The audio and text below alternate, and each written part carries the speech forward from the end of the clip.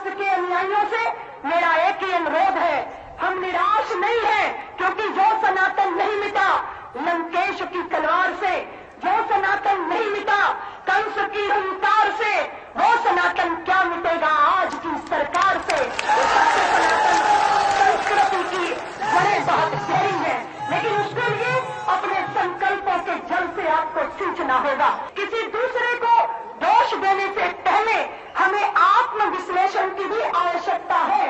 आज अगर हमारी दुर्दशा हुई है तो वो हमारे अपने कारण हुई है। दिल के फफोले जल उठे सीने के दाग से, घर को आग लग गई घर के चिराग से। इसलिए अपने मानसिंह जयचंदी प्रवृत्ति के अपने ही कपूतों से आपको सावधान रहने की जरूरत है।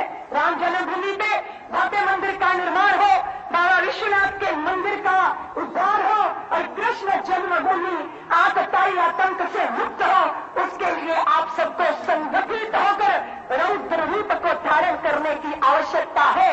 राम जन्मभूमि पे मंदिर के निर्माण के बिना हम कार सेवकों के रक्त के हमेशा ऋणी रहेंगे और उनका ऋण लेकर मृत्यु का लिंघन करना हमारे लिए मुश्किल हो जाएगा। तो सरदार वल्लभ भाई पटेल, सुभाष जी, नेताजी जैसी परंपरा और परम पूज्य गुरु जी के उस सत संकल्प को पूरा करने के लिए हिंदू जाति को मेरा इतना ही अनुरोध है कि जातीय भेदभाव से ऊपर उठिए, अपने स्वजन अपने सहोदरों को आलिंगन में बांधिए, किसी विधर्मी के षड्यंत्रों को परवान होने मत दीजिए।